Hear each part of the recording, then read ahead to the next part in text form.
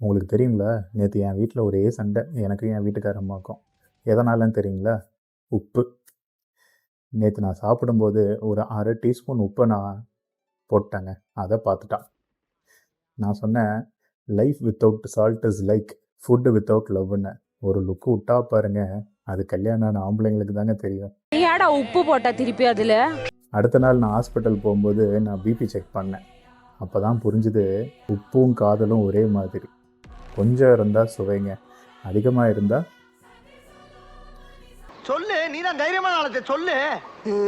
இப்போல்லாம் என் ஒய்ஃப் ஒரு salt police மாதிரி ஆயிட்டா. உப்பு டப்பாவை ஓப்பன் பண்ணுறதுக்கே பர்மிஷன் வேணும்னா பாருங்களேன். பட் ஆனஸ்ட்டாக சொல்லணுன்னா she is right. India among the டாப்பில் பார்த்தீங்கன்னா இந்த ஹை சால்ட் இன்டேக்கில் இருக்கிறாங்க. ஏவரேஜாக ஒரு 10லிருந்து 11 கிராம் பெர் டே எடுத்துகிட்டு இருக்காங்கங்கிறது சர்வே சொல்லுதுங்க. 5ல் 1 பங்கு இந்த ஹைப்பர் டென்ஷனுக்கு ரீசனே பார்த்தீங்கன்னா அதிகமாக உப்பு எடுத்துக்கிறது தான். WHO என்ன சொல்லுதுன்னா, 1 கிராம் ஒரு நாளுக்கு குறைச்சிங்கன்னா மில்லியன்ஸ் ஆஃப் ஹார்ட் அட்டாக்கை வேர்ல்டு வைடாக தடுக்கலான்னு சொல்கிறாங்க.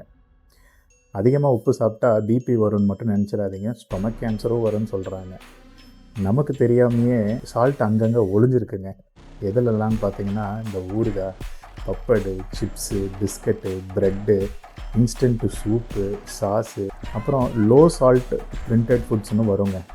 அதுவுமே எல்லாமே உண்மை கிடையாதுங்க. அதுலேயும் 30லிருந்து 40% அண்டர் எஸ்டிமேட் பண்ணுறாங்க சோடியமை. ஸோ 1/2 டீஸ்பூன் நம்ம போடுறதுனால பெரிய ப்ராப்ளம் வந்துடுமான்னு நினச்சிடாதீங்க. சால்ட்டு நம்ம கண்ணுக்கு தெரியாமல் எல்லா சைடில் இருந்தும் நம்ம சாப்பிட்டுக்கிட்டு இருக்கோம் டெய்லியும். ரிசர்ச்சில் என்ன சொல்கிறாங்கன்னா, ஒரு 2 வாரம் உப்பை எல்லாத்தையும் நிறுத்திட்டிங்கன்னு வைங்களேன், பிபி ஒரு 5லேருந்து 6 பாயிண்ட் கம்மியாகுங்க. ஒரு டேப்லெட்டு எடுக்கிறதையே நிறுத்திடலாம்னா பார்த்துக்கோங்களேன்.